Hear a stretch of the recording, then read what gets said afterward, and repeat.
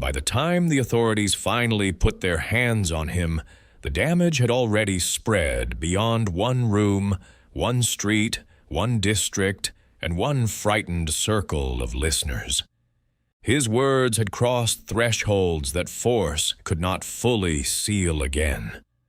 People said his sermon started 3 rebellions. Maybe that claim grew larger in the retelling. Maybe it did not. What matters is that in 1858, a man treated as too small to threaten power had turned speech into pressure, belief into coordination, and public worship into a language the system could hear without ever fully understanding. He was not supposed to become dangerous. That was the first mistake they made. To understand why his voice mattered, you have to understand the order he spoke inside. This was not chaos. It was control refined into habit. The system did not survive by rage alone. It survived through schedules, permissions, ranks, records, and routines, repeated until submission felt older than memory. It taught people where to stand, when to speak, what to carry, what to surrender, and which part of themselves had to remain hidden if they hoped to last another day. The figure at the center of this story did not rise against a single cruel person.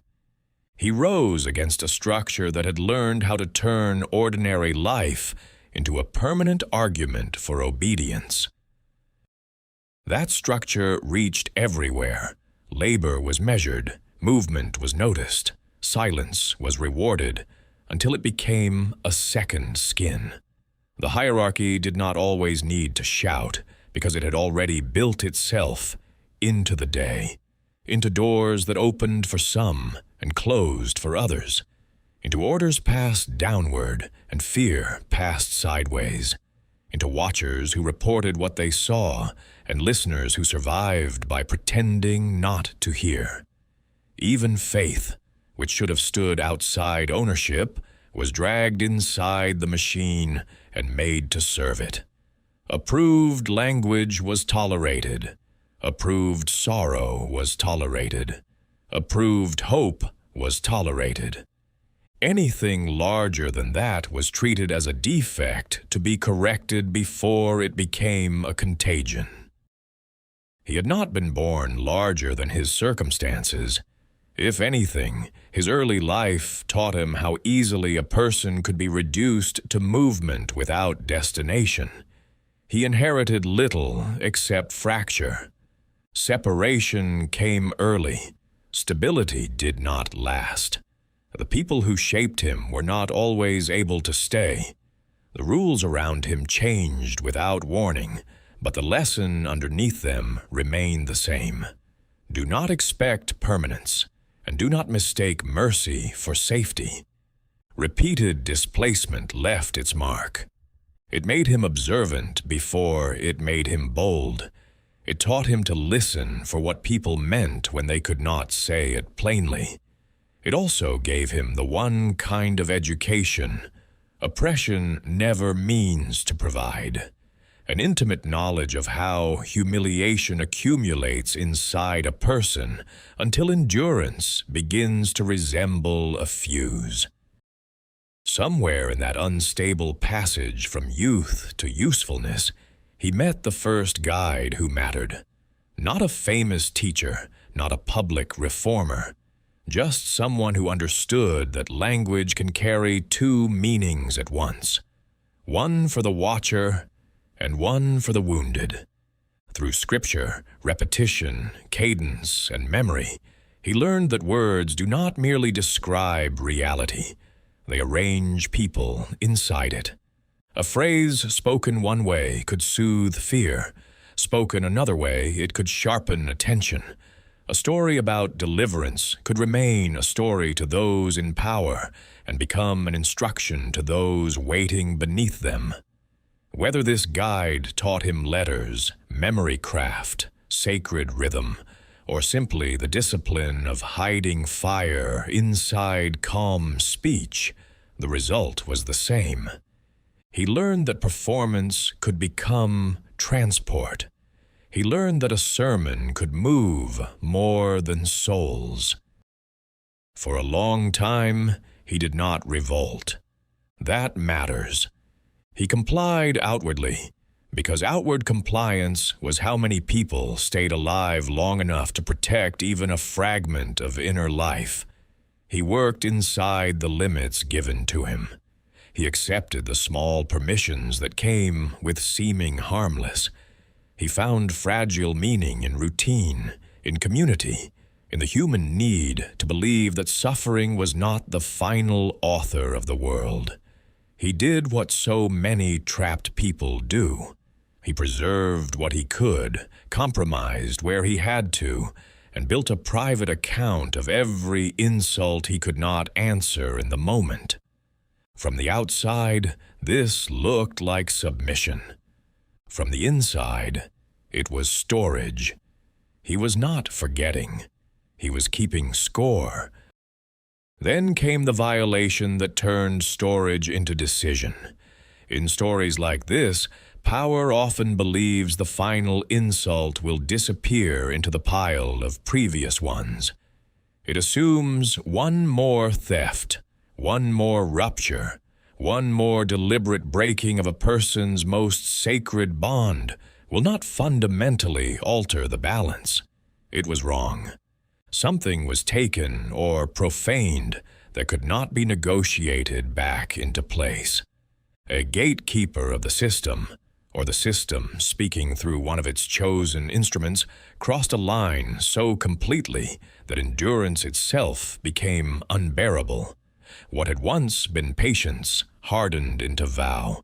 This was the breakpoint, not a fit of rage, not a blind lunge, a conversion.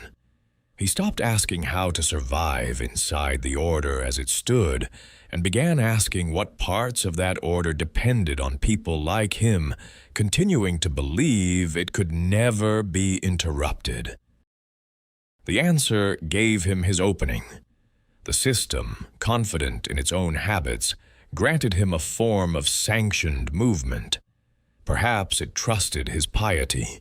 Perhaps it trusted his usefulness. Perhaps it simply failed to understand that institutions often create their own vulnerabilities by mistaking fluency for loyalty. His public role expanded.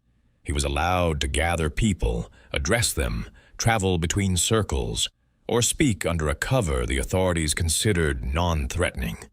This was not freedom. It was access. And access, in disciplined hands, is leverage. The same obedience that had once kept him alive now became camouflage. He entered the structure more deeply, not because he had accepted it, but because he had finally learned how to turn its certainty against itself. That is how the covert build began, not all at once, not with dramatic declarations, but through repetition. A phrase returned in one sermon and again in another, altered just enough to wake the people who were ready, without alarming the people who were not. A line about crossing over became a test. A warning about sleeping through the hour became a calendar. A promise that the meek would not remain buried forever became a method of recognition.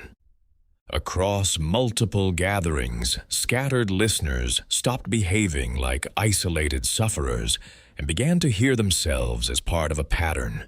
Symbols, pauses, and emphases became infrastructure. Routine became relay. He did not need everyone. He needed the few who could hear the second meaning and keep it alive after the room was dismissed. The first attempt at widening the circle was probably small, and it likely failed where it needed to fail. That failure was useful. It exposed the timid, revealed the reckless, and identified the disciplined. Not every listener should be trusted simply because they are wounded. Some speak too soon. Some panic under pressure. Some mistake indignation for strategy. He learned this quickly, and his sermons adapted. Public messages carried private instructions. What sounded like consolation to the unready became assignment to the committed.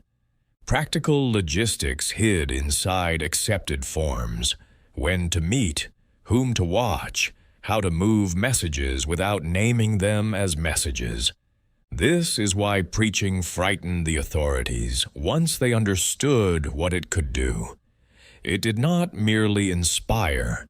It sorted, selected, and synchronized. By the time the hidden network matured, this was no longer the lonely anger of one man. Timing had been considered. Targets had been grouped according to significance, not emotion. Diversions were imagined to delay the first response. Local leadership had been distributed so that fear in one place would not collapse the whole design. Fallback paths existed because serious resistance never assumes clean success. The plan had shape because his method had always been more strategic than the men above him believed a sermon maker could be. That was another mistake. They heard religion and assumed passivity. They heard suffering and assumed weakness. They heard repetition and assumed simplicity. They did not understand that people forced to speak carefully often become masters of layered intent. Still, design does not erase cost. On the final eve, strategy had to stand beside mortality. Whatever role he held in public, he was also a person with attachments, memory, grief, and fear. He likely returned in thought, if not in person, to the few emotional anchors he had left. Someone who first taught him tenderness, someone already lost to the system, someone still living who might pay for what he had set in motion. Perhaps he wrote a private line. Perhaps he repeated one to himself until it became steady enough to carry him through the next hours. Men who choose irreversible action are often described later as fearless. The truth is usually harsher and more human. He accepted death not because he could not imagine it, but because he finally could. Then the night of action arrived, and everything planted earlier had to prove it was more than rhetoric. Entry depended on familiarity. Movement depended on trust.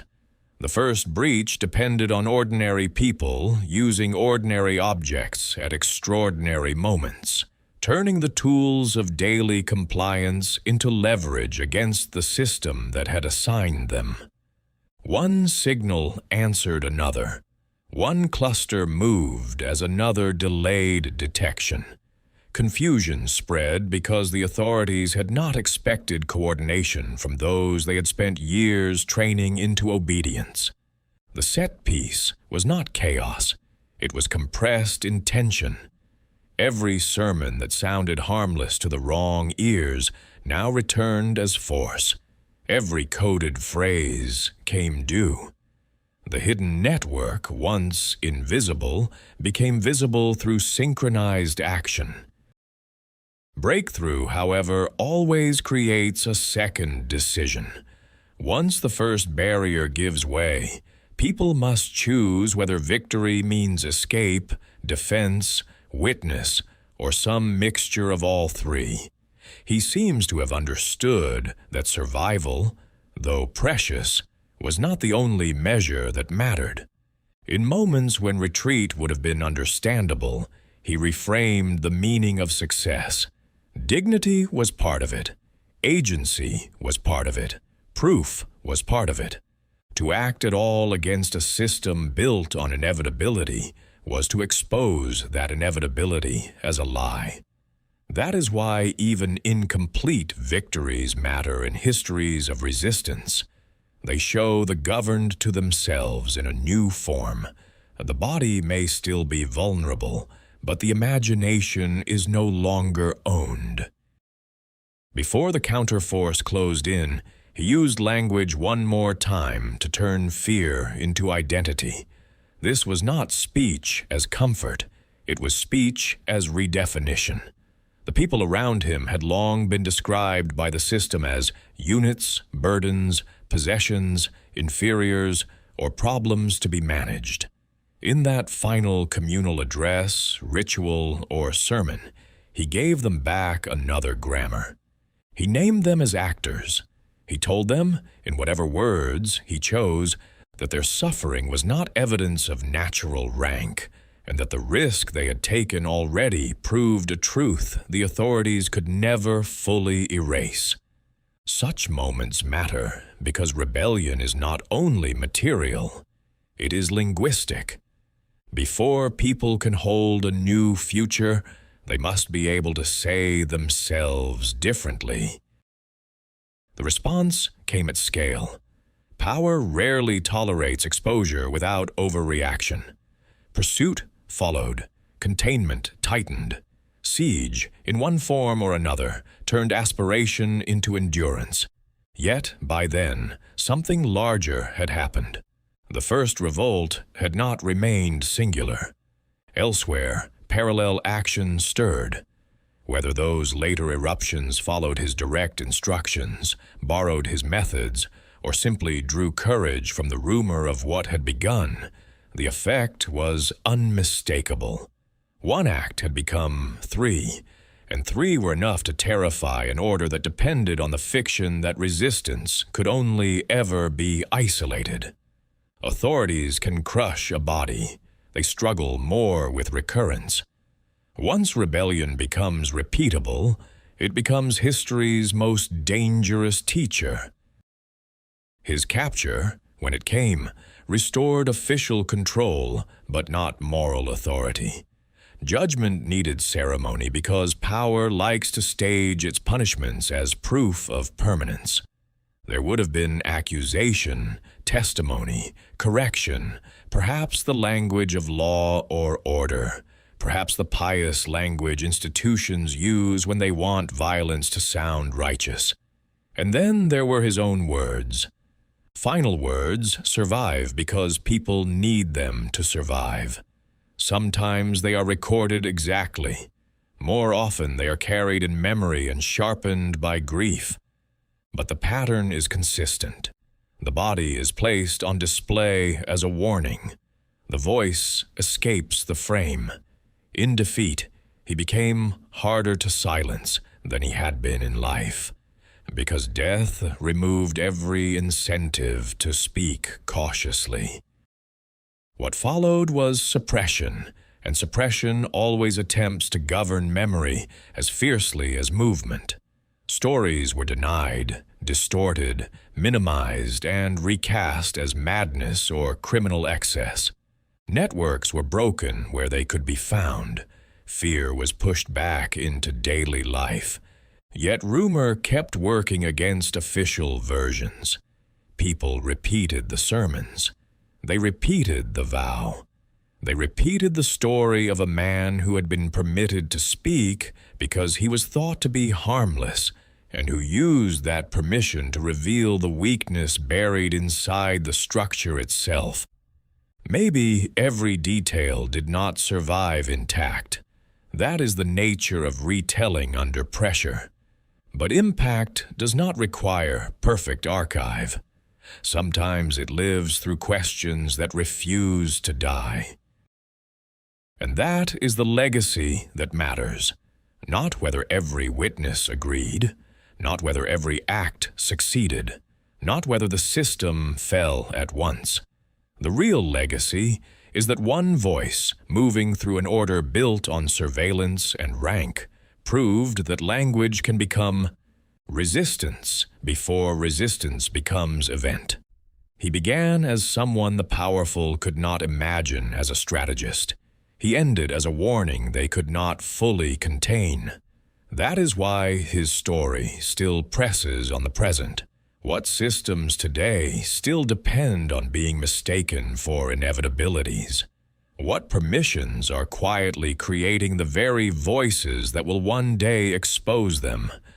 And when language begins to carry a second meaning in public, will we hear only the sermon, or the rebellion growing beneath it?